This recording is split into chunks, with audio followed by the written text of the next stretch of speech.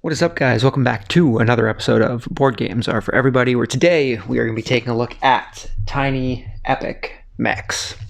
The Tiny Epic series has been around for a while. I believe the first one to come out was back in 2015 with Tiny Epic Galaxies. This one here, Tiny Epic Mechs, came out in 2019, I believe. Has a mech theme, obviously. It constantly impresses me how much they can fit into one of these tiny boxes. We have a handful of them now, and I'm always impressed by how much is actually inside these things. So let's take a quick look here at everything that we got. I have not split all of the components into individual bags yet. According to the rules, you pretty much start every game with a certain amount of cards for each character. And I have more or less done that by color coding, but we haven't quite gotten there yet as far as full organization goes. And anyone who's watched my videos know that I'm quite fond of organizing, so eventually we'll get to that. But the way that the game starts is that each player, I should say, not each character, each player chooses what color they want to be. And they choose one of the corresponding characters for said color. We've got our round track. We've got our score up here. So each character for blue, let's say we go with Diamond here. So go with that for blue. We got Orange, who is Rampage. I guess just Rampage. Apparently Rampage only has one choice. You can choose any character you want, really, but you're going with colors. I guess we'll just go with Rampage since he is the only orangey kind of character. But you do have a bunch of different characters you can choose from. There are plenty of options for everybody. Toss that over there for now. And we will get our cards here. Oh, did that backwards. Okay, so as far as setup goes, each player gets their cards. We have all this stuff here. Each player gets a colored mech of their color, as well as a character piece of their color. Oop, dropping things all over the place. We get the blue here, and we're going to need this guy, who is going to go in the middle of our board.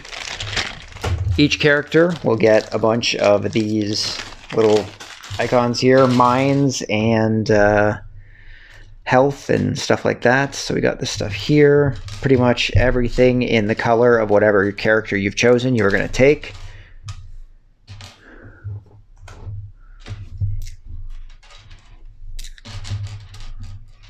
So there's all of our blues. And let's grab our oranges here.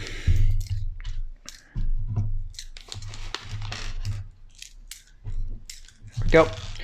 Toss these back in the bag. So we are going to be setting this up for a 2-player game like we normally would. You can do up to 4 players.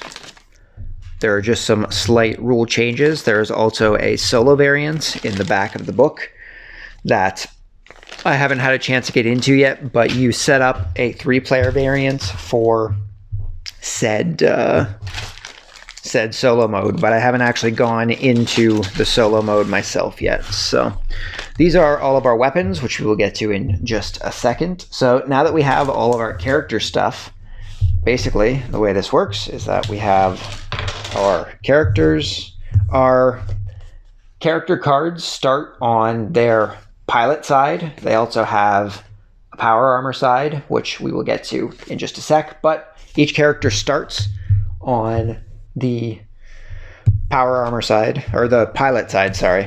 We've got our cards here. Just gonna set this up on the side here, trying to make sure everything kind of stays in the camera here, which it more or less is. Each character will take their little scent icon as well as their lightning bolt icon, and they will place them on the number 3 of their card here.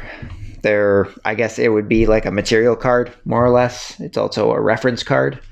So get our blue money and our blue energy, place it on the 3.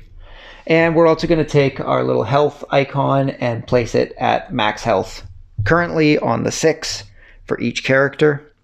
And that's all we're going to need to do for the time being. Next, each character is going to select one of the 4 basic items. Now, you do this randomly without letting your opponent know. So let's say that blue decided to take the riot shield. So they would take the riot shield, attach it to either the basic side on the left or the basic side on the right. And they would then take said corresponding shield over here from our pool of weapons, this guy right here, and we will actually attach it straight to our character meeple, which we have this in our left hand, technically, I guess. So we would just attach it right to our character meeple, who now has the basic weapon. And the other players would do the same. So let's say that the Rampage character decided to take the energy sword. So they would do the same thing, just place it on the left here. I'm just going to put these like this so I have a little more room to work with here.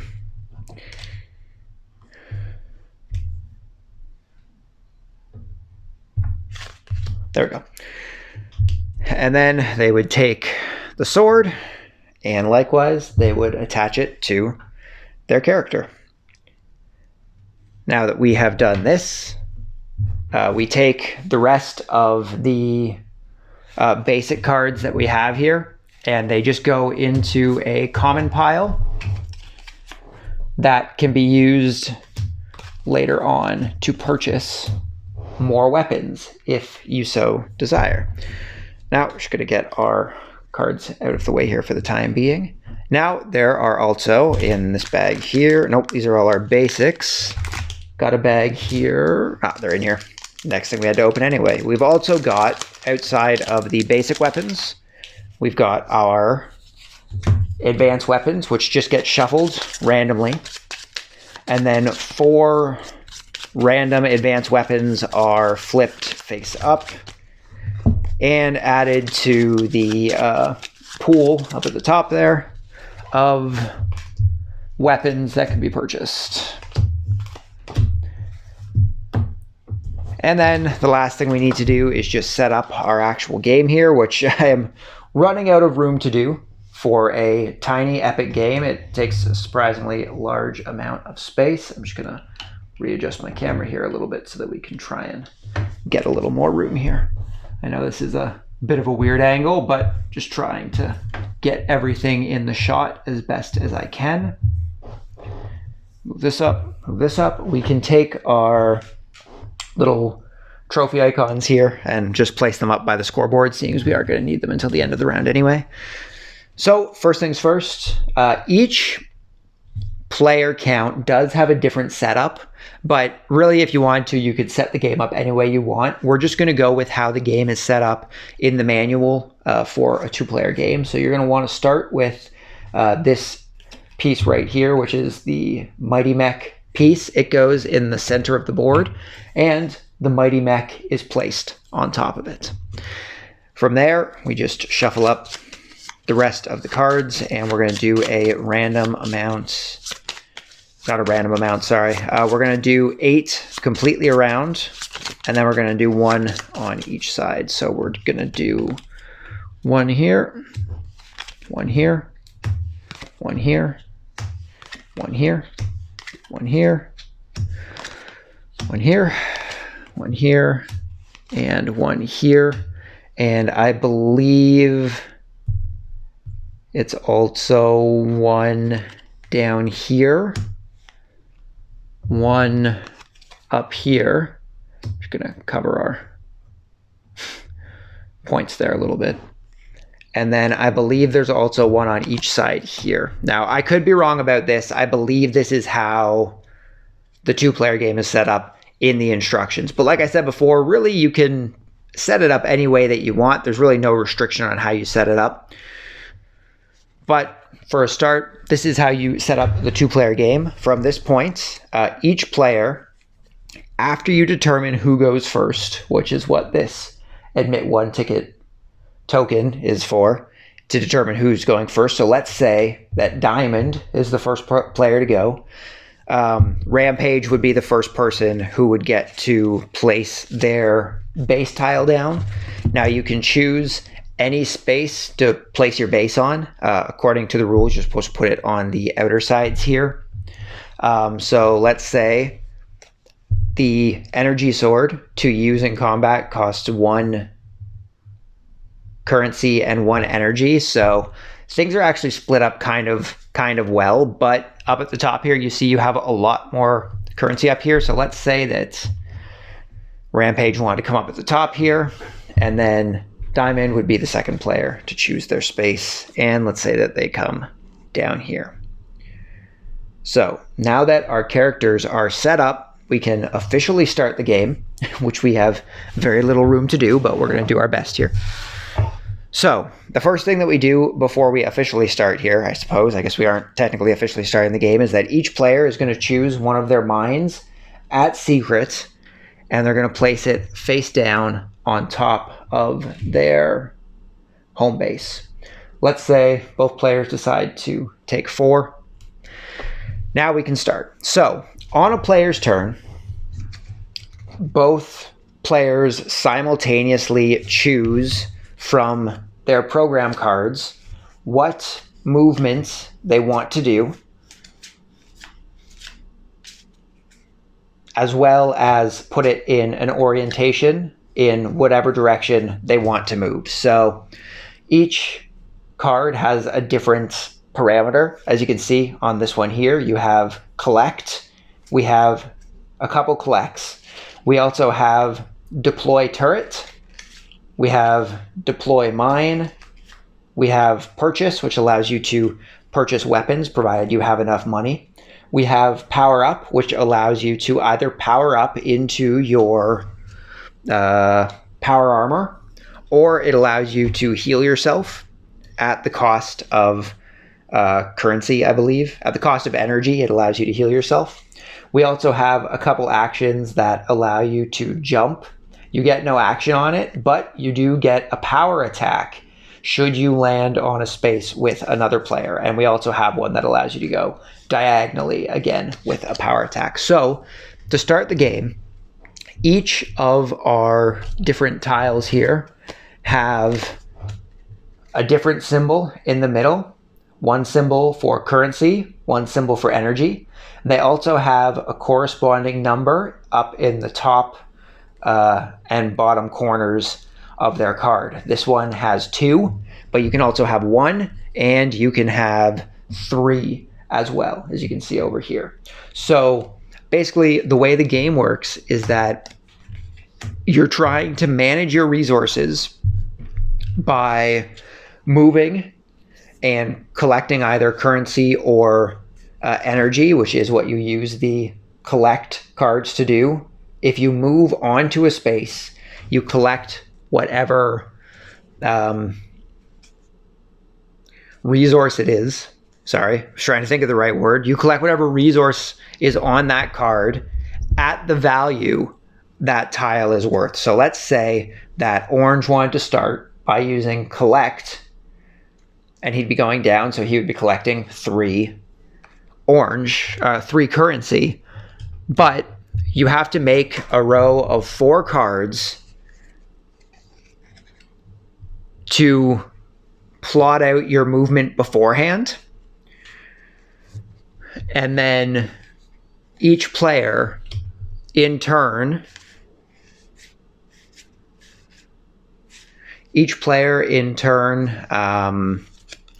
starts taking their movements back and forth, starting with the player who has the admit 1.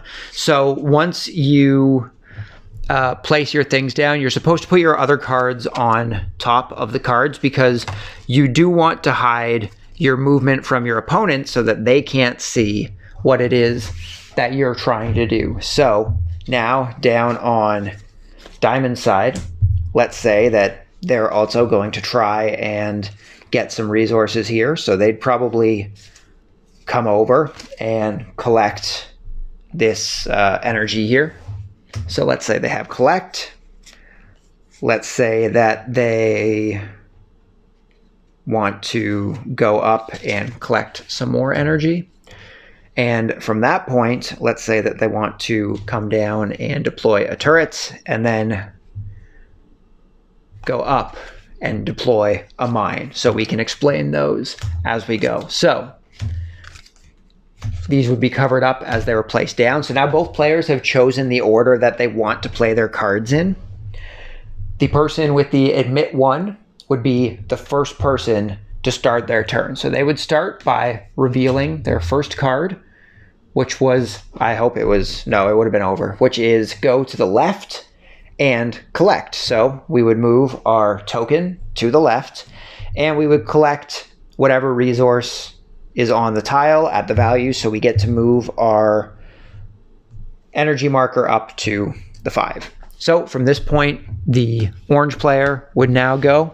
So they are going to go down and collect. So they are going to be collecting 3 money. So they would move their money up to the 6. And then we continue in turn, just going place to place as players take their turns to 6, over and collect up to 8.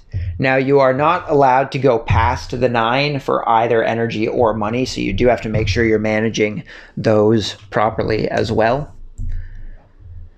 So we have a new action here, the deploy turret. So the blue character would come down to this space here, and they would decide to place a turret down at the cost of whatever the tile that they are on is. And it's not necessarily the resource of the tile it's on. Turrets, you always have to pay energy for, where mines you would need to pay money for. So we would have to pay 2 energy in order to place our turret down. So we now have a turret down on that space. Orange is now going to come up and also deploy a turret. So they would also, likewise, they would only have to pay 1 energy in order to deploy a turret down on that space up there. And then we would be going up and we would get to place a mine. This time, like I said, we have to pay currency in order to place mines down. So we would place one of our mines. Again, we can choose what value goes down on the mine space. And we would pay 1 money in order to place that mine down. Now we have our last move with this guy here. So apparently we planned pretty poorly. I think I accidentally jostled this one here. So we cannot actually go up because of where we are. So we wouldn't be able to move it all, but we would still be able to use our power up. Now with the power up, we can either choose to spend 1 energy to replenish 2 health, or we can spend 5 currency in order to move our character into our power armor, which is what we are going to be doing with this particular power up. So we would move our money down to 3. We would be spending 5 currency in order to put the orange meeple into our power armor, which we do by just breaking it apart and literally putting our character inside of the piece. So we're just going to get our guy inside here.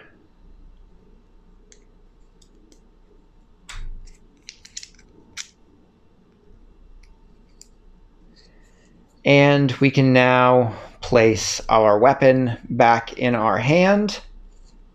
And we can place ourselves down. The last thing we need to do is we would need to flip over our pilot card over to the power armor side. We now have more HP. And as you can see, we also have the ability to now have 2 advanced weapons on our shoulders, as well as 2 basic weapons. So we would put our basic weapon back down in the corner here. Our health automatically goes up to full when we level up. So we get to go up to 9 health. And now that both players are done, that would end this round. So the round tracker up at the top here would advance to round number 2. Now, at the end of round number 2, 4, and 6, there are special scoring parameters. So we'll get to that when we get through the end of this round. The admit 1 token shifts to the next player after each round in whatever way you decide, either clockwise or counterclockwise. And the play begins once again. Each player will select another 4 cards, will select another 4 cards. They will work on getting power-ups and stuff. They will work on getting resources. And they will continue on their way through the game. So for blue, we would probably want to try and start getting some money. However, down here, we only have 1 money icon, and we only get 1 money for it. So what we would probably want to do, I'm just going to put this down here so we can kind of see a little bit better behind, is we would want to try and get to this space back here as quick as possible, because it has 3 money back there. So what blue might want to do is, say, use their jump icon. Now, we're not going to try and get into battle right now, but we can use this jump icon to skip over 1 tile. So it will get us up there a little quicker. And then let's say we go right to collect, and then we go probably right to collect again. That's power up.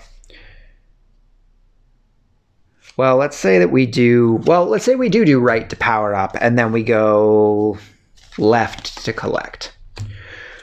So those would get covered up by whatever we don't use, so that the opponent doesn't see what we want to do while they're deciding. And our opponent, now that he is in power armor, in order to get into the Mighty Mech in the center of the field, you need to have power armor and you need to be at full health. So we're probably going to want to try and get to the power armor as quickly as possible. Or sorry, to the Mighty Mech as quickly as possible with Rampage. So he would most likely do a jump down. And then he would want to go... Does he have any money? He has a little bit. He would want to go left and purchase, which would allow him to purchase a weapon. And he is also going to be able to get into the Mighty Mech. And then from that point, let's say he wants to go up and collect, and then maybe down and collect.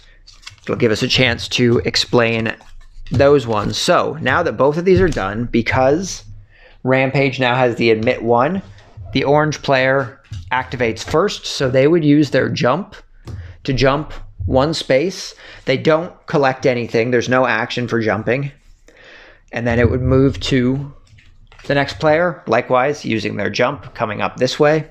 We would go over to left and purchase. So they would purchase first and then gain control of the Mighty Mech. So the way that purchasing works is that up at the top here, as we kind of went over briefly with the basic weapons, you also have advanced weapons that can only be placed, probably easier to do it on this one, can only be placed if you have advanced slots active. So Rampage would want to, I dropped my health token down there.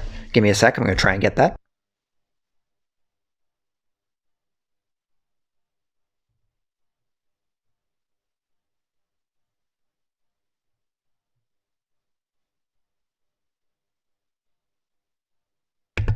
Apologies for that. That was in a weird spot. Let's just refocus here a little bit. Okay. So Rampage is purchasing an advanced weapon. In order to do that, you have to pay the cost up at the top right of the card in order to purchase it. So let's say they want to go with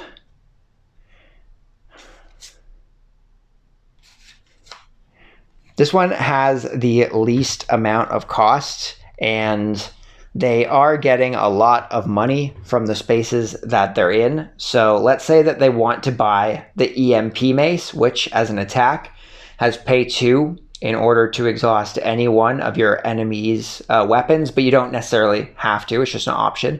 And then the power attack is exhaust any one of your enemy's unused weapons without having to pay that cost. So let's say they want to buy the EMP Mace. Now you are not allowed to equip things right away, but let's just bring our money down to 1 since it cost us 2. We now have to replace the advanced weapon that we purchased, and we are going to take from the move pool, if we can find it here. I need to like paint these things or something to make them easier to find. I think this might be it here. Yeah, I believe it's this one here. We're going to take our EMP Mace and we're just going to put it on top of the card in our stockpile for the time being.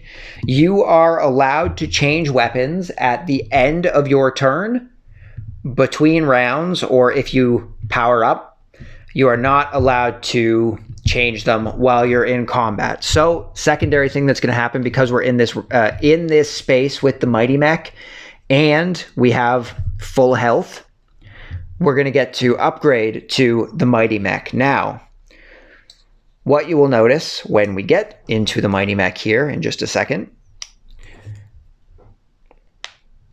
if we can get our guy out of our power armor, they stick in there pretty good. Okay, so our power armor is just going to come into our reserve. We're going to open up the Mighty Mech and we're going to place the orange meeple inside the Mighty Mech. Now that we have the Mighty Mech in our control, we get to take the Mighty Mech card. We get to choose either side, either the Troy 3000 or the Sparta 3000. They have different abilities. The Troy 3000 has the rocket charge, which when resolving a normal movement, you may move farther in that direction by spending 1 energy. Or you can use the force field. You can take 1 fewer damage by spending 2 currency from turrets or mines.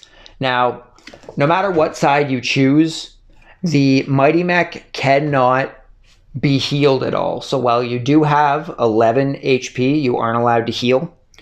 And as you can see, you also aren't allowed to use any basic weapons. You have to use a advanced weapon. So what you would do is you would take your Mighty Mech card, whatever side you decide to use, you would place it on top of your pilot. You would place your health on the top spot here, and then you would continue on. Seeing it is the end of our current turn, we are indeed going to attach our advanced weapon here.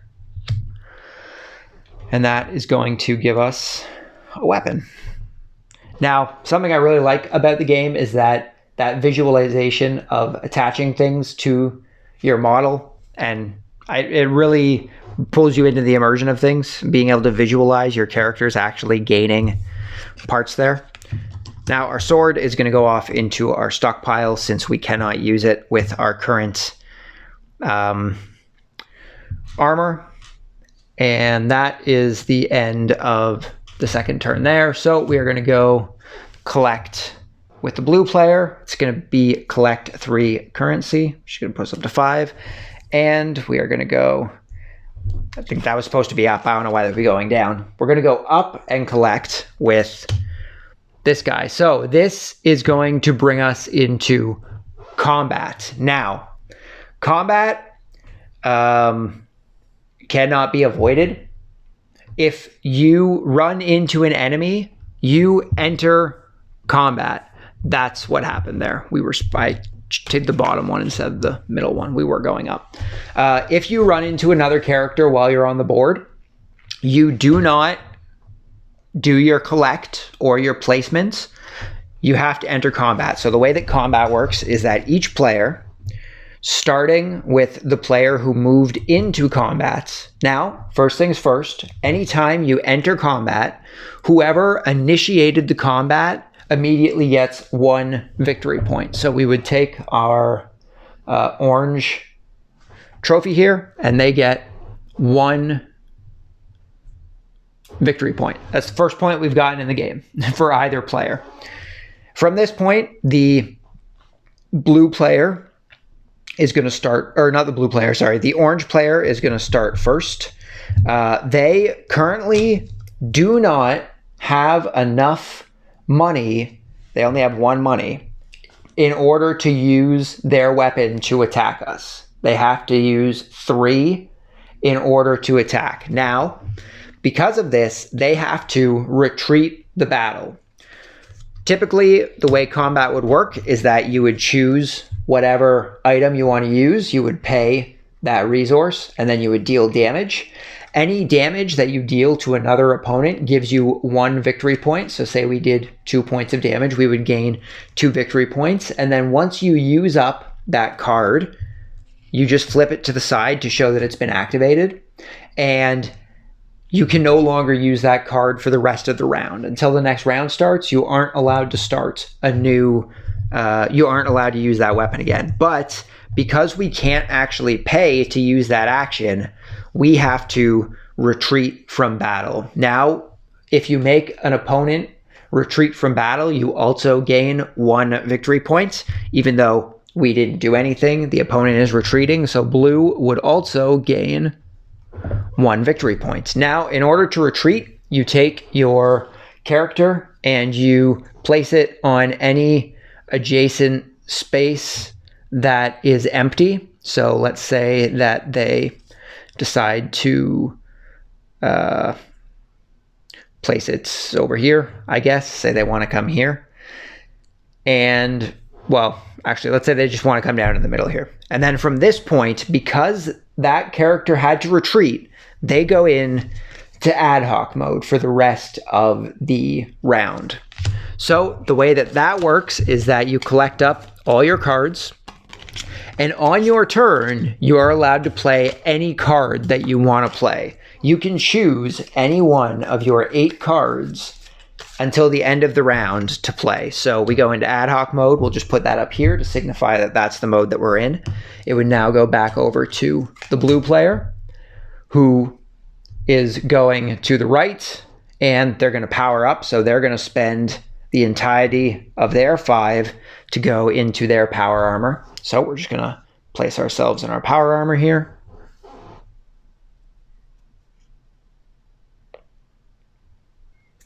If I can get the shield off. These pieces, they definitely like to stick in there pretty good, which I guess is good if you don't want things moving around too much.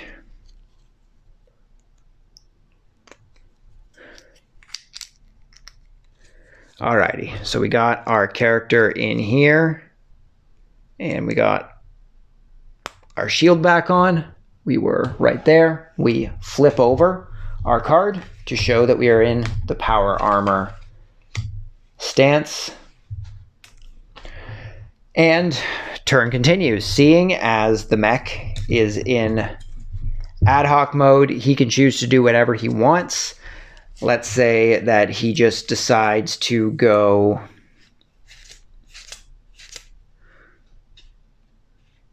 down and collect for whatever reason. So they would go down, they would collect 1 money, putting them up to 2. And then our opponents would go, they go left, and they collect 3 money. So this would end the round for round 2. So orange is no longer in ad hoc, seeing as the round is ending.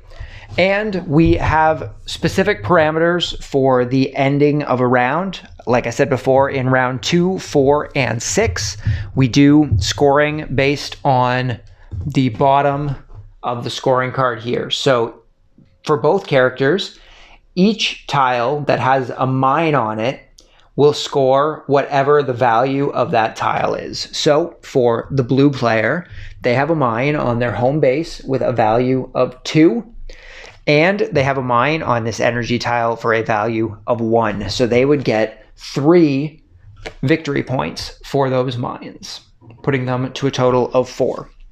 Orange only has a victory point, has a mine on their home base at a value of 2, so they would gain 2 victory points. The next thing that you do is you score for turrets that you have down.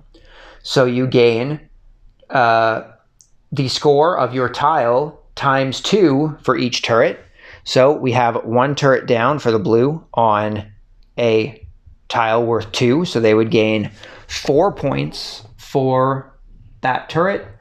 And orange has 1 turret on a tile worth 1. So they would gain 2 for that there. Next, each player scores for the zone that they are in.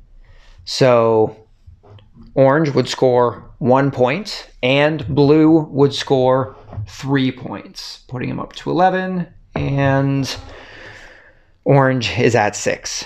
Last but not least, if anybody controls the Mighty Mech, they gain 3 additional points. Seeing as orange controls the Mighty Mech, they gain 3 points on the track. And play then continues on to round 3. And that is more or less how the game plays until you get to round 6.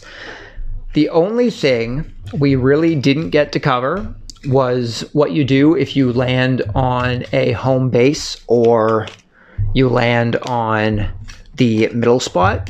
If you were to use the collect and you land in the middle tile or one of your home bases, which has both the currency and the energy symbol on it, you gain both of those resources at the value of the tile that they're on. So you would gain 3 for each resource, or if you're on a base, you would gain 2 for each resource. The other thing we didn't get to explain was what happens if you land on a mine or you land on a turret. If you move into the space with a mine, it is flipped over and you automatically take damage in accordance to whatever is on the mine.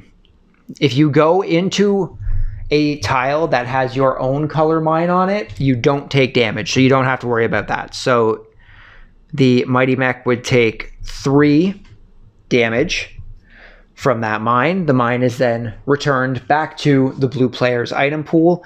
And say you land on a turret, that turret does damage to your mech, and then it is defeated. It does damage based on the value of the tile that you're in. So we would take 1 damage, and if it does not KO the player, it is returned to the supply. And that's pretty much how the game plays out. The only other thing we didn't really get to cover is just counterattacks during combat. So let's just do an actual combat soon. Let's say that we actually had some resources here. So what you would do during combat is say that orange initiated combat against blue. So orange would start by using the basic attack on its EMP mace because it initiated combat. So it would pay 3 currency and 0 energy, 3 currency, in order to use its EMP mace for 2 damage. So we would take 2 damage to the blue player, and then we would place our weapon sideways to show that it has been used up for the round. You can only use a weapon 1 time per round. Then it would go back over to the blue player. It goes back and forth. So the blue player can use their riot shield for 2 currency in order to heal 1 HP for each energy that they decide to use. So let's say that they decide to use that. They pay 2 currency, and let's say that they want to pay 3 energy to get their maximum of 3 health back. They are now up. It would now come back to the orange player who has no more weapons that it can use. So that weapon or that player would have to retreat from the battle. But let's say that an enemy did have another weapon that they could use. If you take a look in the reference sheet on combat here, once you come back from being attacked, you can use one of the different types of weapons in order to do a counterattack. So I'm just going to grab the other two here. We've also got ranged weapons, which are the orange weapons. We've got area weapons, which are the pink weapons. And then we have the weapons that we got here, the melee weapons, which are the blue weapons. If an opponent attacks you with a melee weapon and you counterattack them with an area weapon, you're allowed to use the power strike. If you can't do a counterattack, you would just use your regular up at the top here. But if you can counter your opponent's previous attack, you can pay the cost and use the bottom ability, which typically does more damage and has different effects. So the area cards counter melee attacks, ranged cards counter area attacks, and melee cards counter... I did that the wrong way. Melee cards counter area attacks counter range attacks counter melee attacks. I was doing that backwards. So if you want to try and get the most out of battles, you want to do your best to have a good variety of different weapons so that you can do counterattacks when you do inevitably end up in combat. And that is pretty much everything that the game has to offer. You basically just continue those phases until you get to the end of the game, at which point whoever has the most points on the scoreboard is the winner. Like I was saying before, I'm always constantly impressed with how much they get into such small boxes. Down the line, I do want to touch on the single player mode. I think we're going to try and do that relatively soon if I get a chance to sit down and go through it. I really like the visualization of just adding pieces onto your mechs, being able to see them get more powerful with these items. I think these are guys that I'm definitely going to want to paint at some point to make them look really cool. But I really like the idea of being able to visualize the pieces as they come to life instead of just having cards in front of you. I think it really helps the immersion of the game.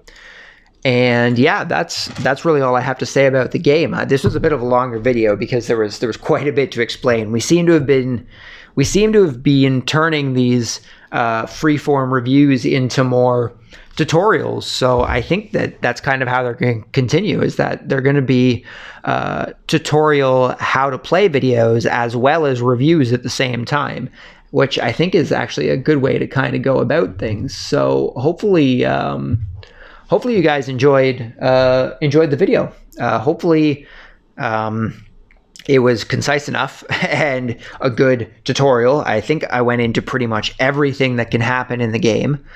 And I hope you guys enjoyed it. If you guys have played Tiny Epic Mechs, let me know what you think about it.